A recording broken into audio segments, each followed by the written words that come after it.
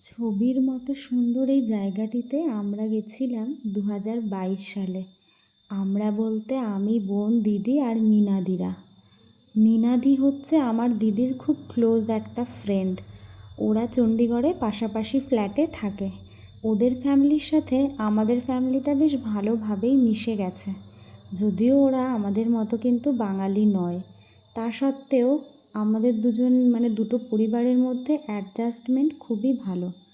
আর দেখো চারিদিকটা, ভ্যালিটা পুরোটাই বরফের চাদরে ঢাকা। সিনেমার মতো সুন্দর লাগছে না?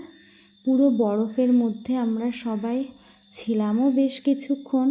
তুমি যতই ভাবো না কেন যে এসব জায়গায় গিয়ে তুমি ঘন্টার পর ঘন্টা কাটিয়ে দেবে, আদতে কিন্তু সেরকম হয় না।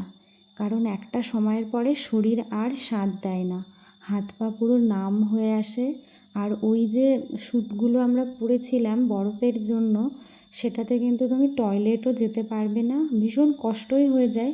1-1.5 ঘন্টা 2 ঘন্টা মতো কাটানোর পরে আমরাও ফিরে এসেছিলাম।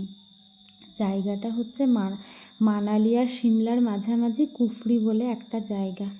আর ওই যে দূরে যে সাদা অংশটা দেখা গেল, ওখানেই আছে আমাদের সেই পৃথিবী বিখ্যাত মাউন্ট এভারেস্ট।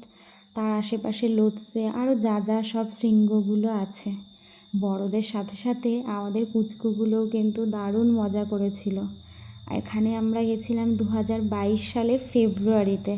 সেই বছরে বরফও পড়েছিল খুব বেশি, তাই তো এত সুন্দর এই দৃশ্য আমরা উপভোগ করতে পেরেছিলাম।